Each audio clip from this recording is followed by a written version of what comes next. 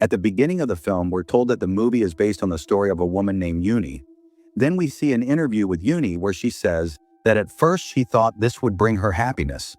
But in the end, that same desire led her into the worst situation of her life.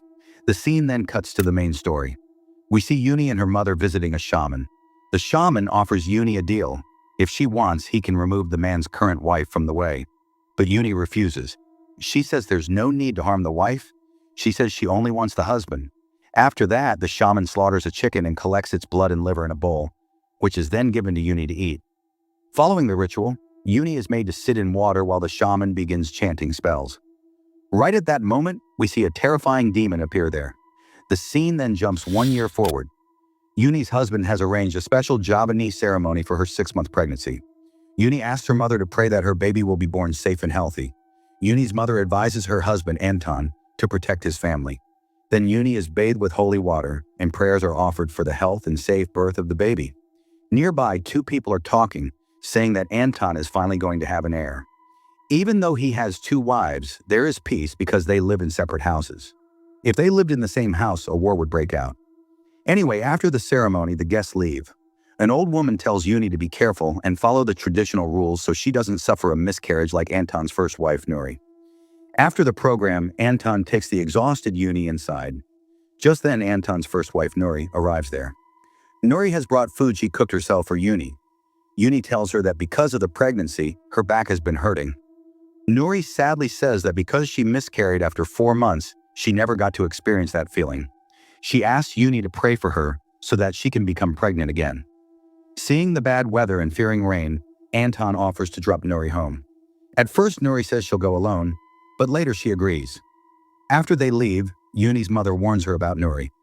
She says you can never truly know what's in someone's heart, so trusting Nuri too much wouldn't be wise. Yuni defends Nuri, saying they were friends before, and that Nuri herself had given permission for the marriage. But her mother questions her. If Yuni were in Nuri's place, would she really be able to accept another wife so easily? After dropping Nuri at her house, Anton wants to leave quickly. Nuri gets upset about this and complains that Anton doesn't give her as much time as he used to. She reminds Anton about the promise he once made to give her equal rights. Eventually, Anton agrees to go to Nuri's house for coffee. Inside the house, while Nuri is making coffee, her spoon suddenly falls on the floor. When she bends down to pick it up, we see a demon standing behind her. Anyway, Nuri brings the coffee and starts praising Yuni's ceremony. In a sarcastic tone, she says that the event didn't look like a baby shower at all. It felt more like a grand wedding. Anton replies that since it's his first child, he wanted to make the celebration special. Then Nuri serves him the hot coffee. Suddenly, a strange sound is heard and Anton gets startled. But Nuri says she didn't hear anything. It was about to start raining outside, so Nuri gets scared and asks Anton to stay with her because she's afraid to sleep alone. Meanwhile, Yuni is waiting for Anton at home. While waiting, she eventually falls asleep, and we are shown a flashback. In the flashback, Nuri tells her best friend Yuni that she has fallen in love with someone, and for the first time in her life, she truly feels respect and love for a man. Yuni feels happy for her. Jokingly, Nuri tells Yuni not to fall in love with the same guy. Both of them promise that they will never betray their friendship. Just then, Anton arrives, and Nuri introduces him to her best friend Yuni. After that, all of them go to the cafeteria to eat.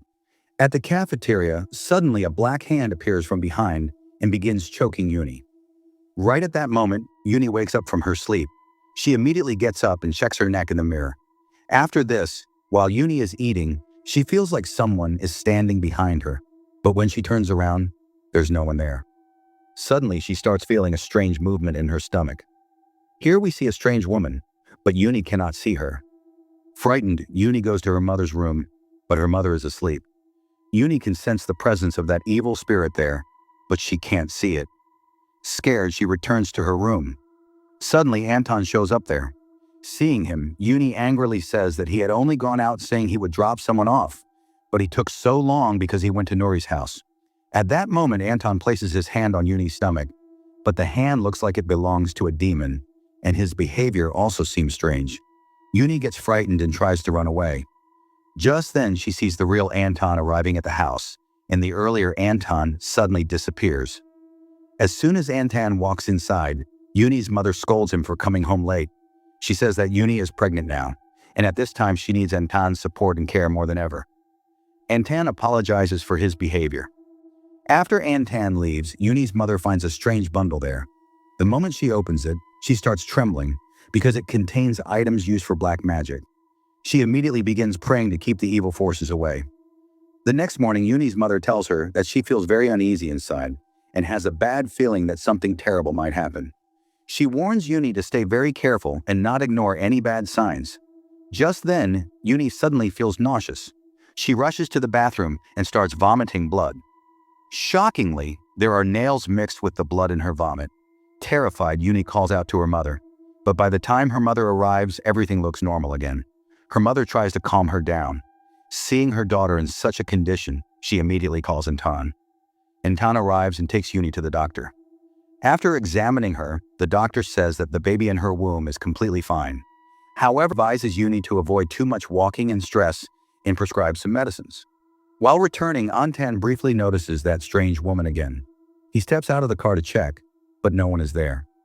Meanwhile, Nuri calls Antan's office and finds out that he had already left in the afternoon. Nuri is surprised because Antan never told her anything about it. Later that night, when Antan returns home with Yuni, we see one of Antan's relatives there. Antan had called his aunt to the house. The moment Yuni sees her, an argument breaks out between her and Antan. Yuni is angry that Antan brought that woman home without even asking her. She reminds him that this woman had never accepted their marriage from the very beginning. Antan tells her to calm down and says that his aunt has come to help Yuni's mother. Heartbroken, Yuni says that because she is the second wife, no one really values her. Meanwhile, Nuri calls Antan and asks why he hasn't come yet, because he was supposed to stay at her house tonight and she has been waiting for him already. Antan explains that Yuni is not feeling well, so he can't leave her alone and come. Nuri feels disappointed but agrees. Then Nuri talks to Yuni on the phone. She asks about her health and advises her to eat nutritious food. Nuri even offers to bring all those things for Yuni, but Yuni refuses and says there's no need. Antan will bring everything from the market. She then hands the phone back to Antan. When Antan apologizes to Nuri, she finally vents her frustration. She says she's tired of hearing his repeated apologies. Nuri questions him, asking what she lacks as his first wife that makes him ignore her. After saying that, she hangs up the phone. The next day, Nuri comes with some herbal medicines for Yuni. She explains that after hearing about Yuni's illness on the phone, she ordered these for her. Yuni thanks her. But after Nuri leaves, when Yuni goes to her room, she sees Antan's aunt doing something strange with a piece of cloth. The aunt says the cloth was dirty and that she was just going to throw it away. When the aunt goes outside to throw the cloth away, strange markings can be seen on it. At the same time, that mysterious woman appears inside the house, and suddenly Yuni feels a strange movement in her stomach. Writhing in pain, Yuni starts calling for her mother.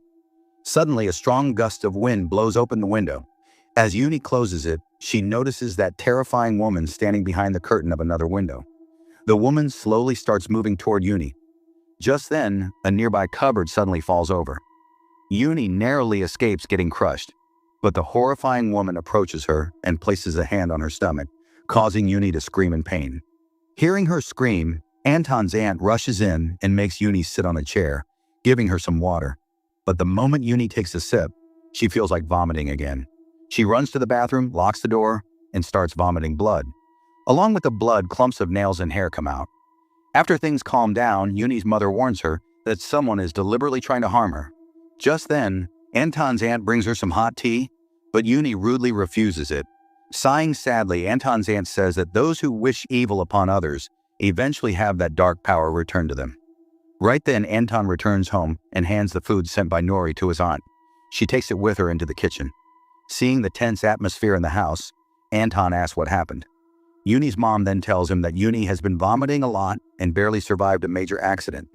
Panicked, Antan rushes to check on Yuni. When he enters the room, he sees Yuni scratching the wall with her nails in a very strange way. Suddenly, Yuni starts dancing in a bizarre manner. Antan gets scared and calls Yuni's mom. While dancing, Yuni suddenly climbs straight up the wall. Yuni's mother stands in front of her and asks, "Who are you?" The possessed Yuni then walks toward them and says that the black magic of the evil force has now lost its power. She also says that people who wish harm upon others, like them, will never live in peace. After saying this, Yuni suddenly faints. Meanwhile, Nuri's mother comes to meet her. She quickly realizes that Nuri is deeply hurt inside. She advises Nuri to show a big heart and accept Anton's second marriage from the bottom of her heart. Nuri admits that she is trying to accept it, but as a woman, it is extremely painful for her. On the other hand, Yuni's mother goes to the same shaman who was shown at the beginning of the movie. The shaman confirms that very powerful black magic has been performed on Yuni. For her protection, he gives an amulet and tells her to place it on top of the cupboard. Meanwhile, Nuri's mother offers to take her to the city with her, but Nuri refuses. She says she is still waiting for Anton to become the same person he used to be. Her mother warns her not to hurt herself more by forcing herself to accept something she isn't ready for. Back at home, Yuni's mother places the amulet given by the shaman on top of the cupboard, but Anton's aunt secretly notices it. After the aunt leaves, Yuni's mother suddenly catches a glimpse of that strange woman. She immediately opens the door to check, but no one is there. At the same time, the shaman is performing a ritual when that strange woman suddenly appears. She pushes a bundle of her hair through one side of the shaman's body and pulls it out from the other side. Before dying, the shaman calls the woman Nyai and asks forgiveness from the evil force, realizing he had no idea who he was standing against. After this, Nyai goes to Yuni's mother, lifts her up and slams her to the ground. The demon begins choking her, and suddenly something comes out of its mouth and enters Yuni's mother's mouth. Hearing her mother scream, Yuni runs over and sees that her condition is very bad. When she sees Anton's aunt standing there, Yuni angrily shouts at her to move away. Yuni believes that the aunt is responsible for her mother's condition. When the aunt suggests calling a spiritual healer to save her mother, Yuni becomes even more furious. She clearly refuses to call a healer and insists on calling a doctor instead. She directly blames the aunt. In anger, she tells the aunt to leave the house and forbids her from even coming near her mother. Just then, Anton arrives home. He tries to calm Yuni down and tells her that she shouldn't be disrespectful to elders, but Yuni refuses to back down. She claims that the aunt never liked their marriage from the beginning, and now she is trying to harm her mother through black magic. Yuni also warns Anton that if anything happens to her mother or her baby, he will be responsible too. Anton asks her that if the aunt leaves while her mother is sick, then who will take care of Yuni? Yuni replies that she trusts Nuri more than the aunt, and Nuri will take care of her. This deeply hurts the aunt, and she simply says that she only ever wanted what was best for them. Soon after, a doctor arrives and checks Yuni's mother. He says that she may have suffered a stroke. After giving some medicines, he explains that if there is no improvement within a week, they will have to take her to the hospital. The next day, Anton sees the aunt off. She tells him to stay strong before leaving.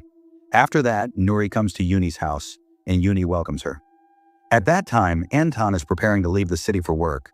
Seeing Nuri there makes him feel relieved, and he asks her to take good care of Yuni. Anton talks to the baby in Yuni's womb and tells it to stay calm. Yuni repeatedly begs Anton to cancel the trip, but Anton explains that the work is very important to her and he has to go. He says goodbye and leaves. As soon as Anton leaves, Yuni suddenly feels a sharp pain in her stomach. She says that the baby is moving very strongly. Nuri says that maybe the baby wants to come earlier than expected. Then Yuni takes Nuri to her room. Nuri places her hand on Yuni's stomach and tells the baby that from now on, Mother Nuri will take care of them. She feels happy with Yuni's room and the hospitality she's receiving. When Yuni tries to go to the kitchen to make porridge for her sick mother, Nuri stops her. Instead, Nuri takes the responsibility of cooking so that Yuni can rest. She explains to Yuni that during pregnancy, it's not good to overthink or daydream too much because it's considered a bad omen. After that, Nuri goes to the kitchen to prepare porridge for Yuni's sick mother. Suddenly, Yuni sees that while cutting vegetables, Nuri accidentally cuts her finger. Seeing this, Yuni panics and calls out to her. But then, holding a knife, Nuri starts walking toward Yuni in a terrifying way and suddenly stabs her. Just at that moment, Nuri snaps her back to reality and asks what happened. She reminds Yuni again that during pregnancy, daydreaming too much or thinking strange things isn't good. However, Yuni is already badly frightened. After that, the two of them go to the kitchen.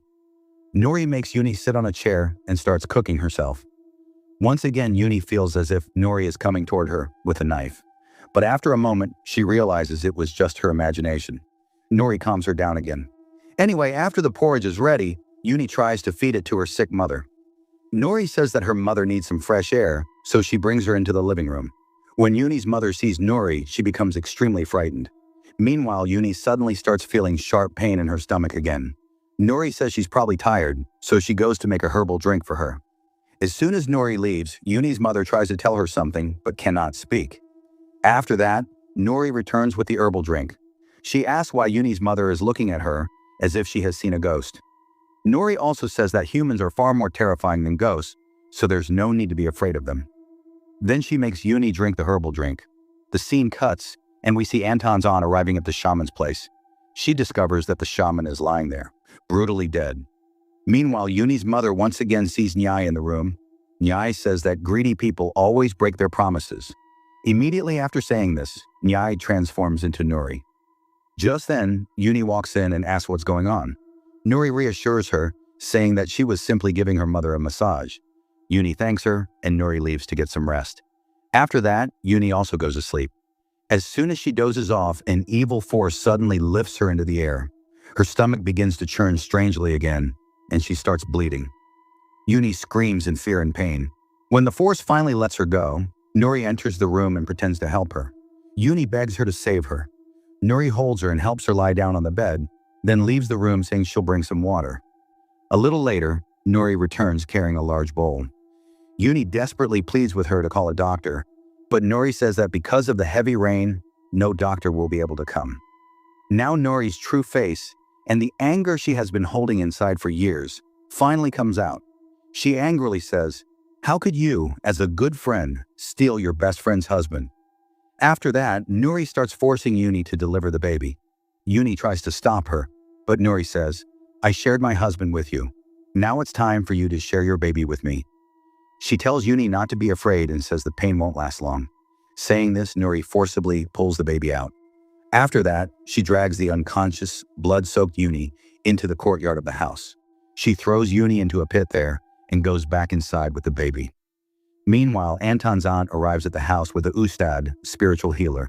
They enter the house and start searching for Yuni and her mother, but they can't find anyone. Suddenly, the Ustad notices bloodstains on the floor where Yuni had been dragged, and they begin to follow them. Tracing the blood trail, they reach the garden and finally find Yuni.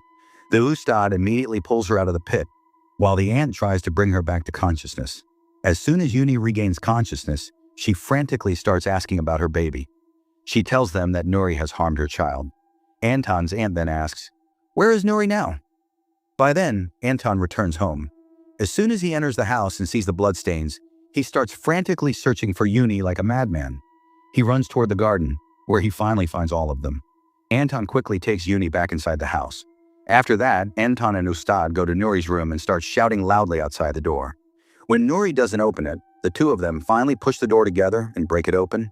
When they rush inside, they see that Nori is performing a ritual by sacrificing the child. Nori says that if she cannot completely make Anton hers, then Yuni will never be able to have Anton either. Just then, Nyai possesses Nori and disappears from there. Ustad chases after Nori and eventually finds her, realizing that she is possessed. With Nyai's help, Nori secretly attacks Ustad several times, but Ustad bravely blocks every attack. In the end, he manages to force Nyai out of Nori's body. Nori then runs away and immediately tries to kill Yuni. As soon as Nori raises a knife, Anton steps in between them, and the knife ends up stabbing straight into Anton's chest. Anton dies on the spot, and Nori escapes. The truth is that Yuni had used black magic on Nori's husband to marry him. Nori had accepted the relationship on the surface, but deep down she never truly accepted it. That's why she wanted to kill Yuni and her child so she could take Anton back for herself. But in the end, Anton is the one who dies. The scene then cuts to Yuni's interview.